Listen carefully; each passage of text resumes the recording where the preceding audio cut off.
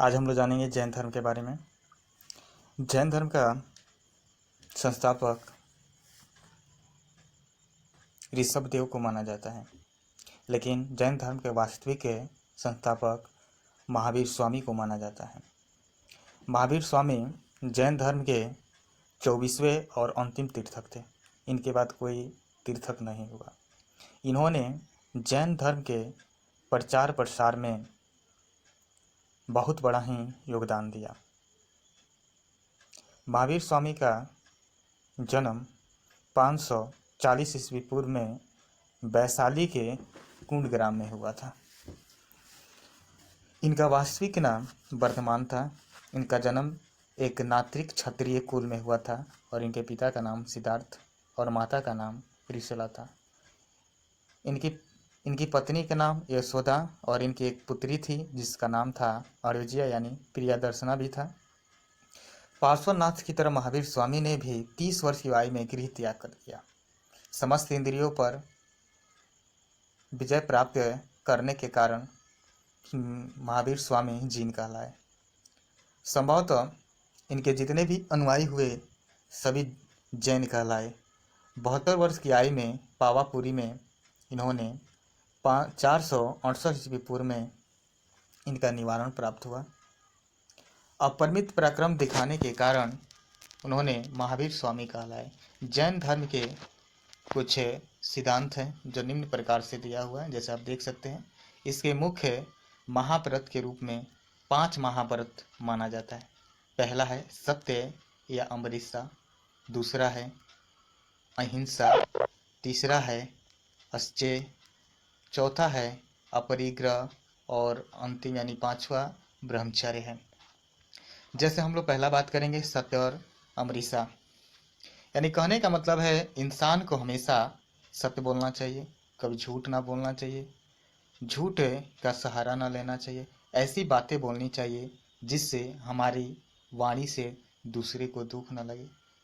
इनका पहला यह महाव्रत कहता है। दूसरा इनका महाव्रत था अहिंसा, यानी अहिंसा का मतलब होता है जो हिंसा ना करे, यानी कभी हिंसा मत करो। ये कहते थे कभी हिंसा मत करो, किसी का दिल न दुखाओ। यानी जिस प्रकार हमें कोई मारता है या चोट लगता है तो हमें दुख लगता है, उसी प्रकार अगर हम किसी को भी मारते हैं या चोट पहुंचाते हैं या काटते हैं तो उसे भी किसी न किसी प्रकार से दुख दर्द होता है।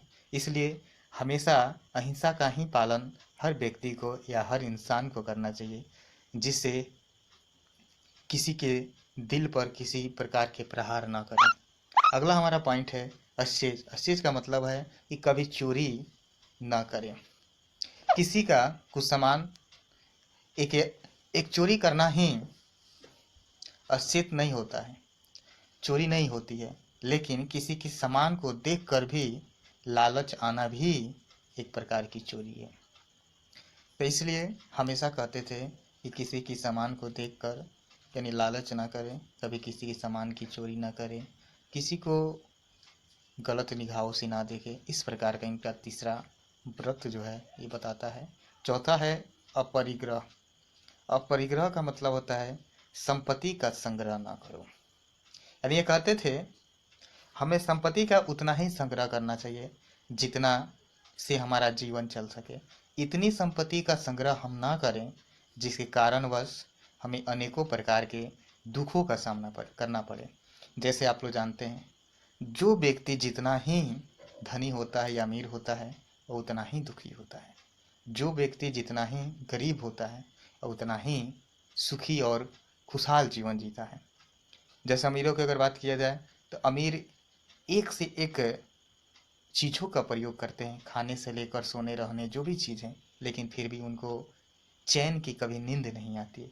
लेकिन वही एक मजदूर जो व्यक्ति होता है दिन भर काम करता है, लेकिन रात में खाना खा के जो भी होता है वो बिंदास कहीं भी सो जाता है, इसको कहीं भी नींद आ जाती है। लेकिन वही एक अमीर व्यक्ति जो होता है उसको कभी नींद नहीं आती है। यही इनका जो है चौथा सिद्धांत कहता है। पांचवा सिद्धांत यानी ब्रह्मचर्य, यानी ब्रह्मचर्य का मतलब होता है इंद्रियों को वश में करना ही ब्रह्मचर्य होता है। हर व्यक्ति को हमेशा ब्रह्मचर्य का पालन अवश्य ही करनी चाहिए। ब्रह्मचर्य से हम अपने इंद्रियों को वश में करके हम कभी भी अच्छाई पर अपना जो भी है कमांड को बना सकते हैं। इस तरह की इनकी 5 सिद्धांतें थी। ठीक है, अगला हम लोग देखते हैं कुछ और भी सिद्धांतें हैं। जैसे इन्होंने ज्ञान प्राप्ति के बाद महावीर स्वामी ने जो विचार को प्रकट किया था उसे जैन धर्म के सिद्धांत भी बन गए। जैसे कुछ है यहाँ पर दिया जो निम्न प्रकार से, जैसा आप देख सकते हैं, ईश्वर में विश्वास। महावीर स्वामी को ईश्वर में विश्वास नहीं था, वह ईश्वर को नहीं मानते थे। वह कहते थे ईश्वर इस संसार में नहीं है और इस संसार का ईश्वर रचयिता भी नहीं है।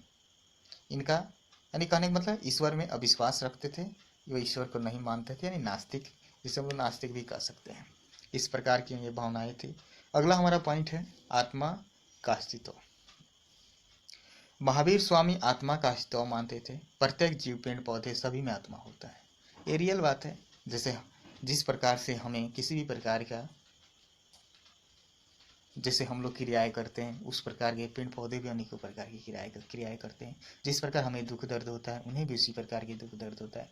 जिस प्रकार हम लोग रोते हैं, जो भी करते हैं, उन्हें भी वो अपनी भावनाओं में इस प्रकार के व्यक्त करते हैं। इस तरह की बहुत सारी ये होता है। तो इनका यह दूसरा कहता है आत्मा का अस्तित्व। आत्मा हर चीज में, हर जीव में, हर चीजों में आत्मा है। तीसरा है कर्म फल एवं पुनर्जन्म। यानी कहने का मतलब है महावीर कहते थे यानी जिस प्रकार से हम अपना कर्म करेंगे उसी प्रकार से अगले जन्म में भी हम उसी प्रकार के जन्म लेंगे। यानी कहते थे हम जिस तरह से कर्म करेंगे वैसा ही हम पाएंगे। इसलिए कर्म फल ही जन्म के मृत्यु का कारण है। यानी हम जिस तरह कर्म करते हैं उसी तरह उसका फल भी मिलता है। तो इसलिए इनका कहने का मतलब है कि हमें ऐसा कर्म करना चाहिए कि हमारा जो जीवन है हमेशा अच्छा से जी सके, किसी का दिल ना दुखाए, किसी को चोट ना पहुंचाए, किसी को हमारी बातों से किसी को ठेस ना लगे, इत्यादि चीज़ें थी। अगला हमारा है मोक्ष अथवा निवारण। यानी कहने का मतलब मोक्ष का मतलब है सांसारिक बंधनों से मुक्त होना ही मोक्ष या निवारण कहा जाता है या कहलाता है। कर्म फल से मुक्ति पाकर ही व्यक्ति मोक्ष अथवा निवारण की ओर अग्रसर हो सकता है। जैसे अगला है त्रिरत्न। महावीर स्वामी ने कर्म फल से छुटकारा पाने के लिए त्रिरत्नों को अपनाने पर बल दिया था। जैसे पहला है सम्यक ज्ञान, दूसरा है सम्यक दर्शन, तीसरा है सम्यक आचरण। सम्यक ज्ञान का मतलब होता है सच्चा एवं पूर्ण ज्ञान का होना ही सम्यक ज्ञान है। अगला है सम्यक दर्शन, यानी सत्य में विश्वास एवं यथार्थ ज्ञान की प्राप्ति श्रद्धा ही सम्यक दर्शन है। यानी हर व्यक्ति को सत्य में विश्वास एवं यथार्थ ज्ञान होना चाहिए। तीसरा है सम्यक आचरण, सच्चा आचरण एवं सांसारिक विषयों से उत्पन्न सुख दुख के प्रति संभावना ही सम्यक आचरण है। इस प्रकार के इन्होंने बहुत सारे उल्लेख किया, बहुत सारे व्रत बनाए और उनकी जो भी उन्होंने अपने भाषण दिया उसको ही जैन धर्म का महाव्रत